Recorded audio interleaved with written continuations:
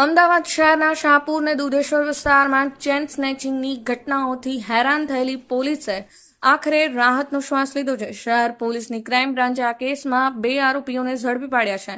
આ આરોપીઓ રાત્રિના સમયે શહેરમાં 2 પંક્તિમાં ફરી મહિલાઓના ગળામાંથી ચેન ખેંચી ફરાર થઈ જતા હતા. તેમની કળા એટલી ચતુરાઈભરી હતી કે ઝડપાયા પહેલા ઘણા કારનામાઓ કરી ચૂક્યા હતા.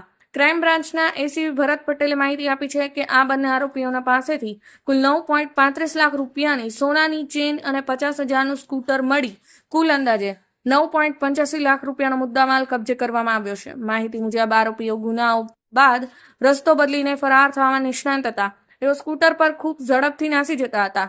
સીસીટીવીથી બચાવ અલગ અલગ માર્ગો અપનાવતા હતા, પણ આખરે પોલીસના જાળમાં આવી જ ગયા.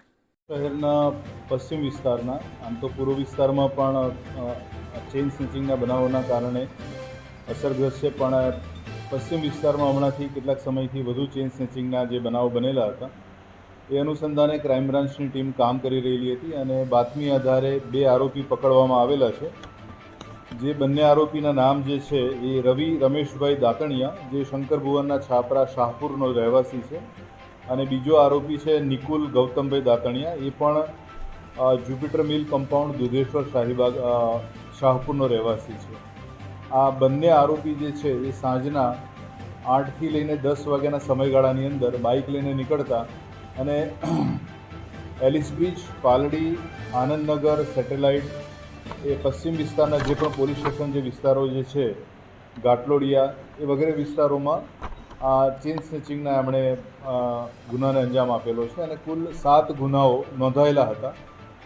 આ બંને આરોપીઓ પાસેથી 7 ગુનાનો મુદ્દામાલ જે ચોરી થયેલા વખતે જે તે પરિસ્થિતિમાં હતો એ જ પરિસ્થિતિમાંથી રિકવર કરવામાં આવેલો છે અને આ બંને આરોપીઓ ને હવે આગળની તપાસ માટે સંલગ્ન પોલીસ સ્ટેશનને સોંપવામાં આવનાર છે.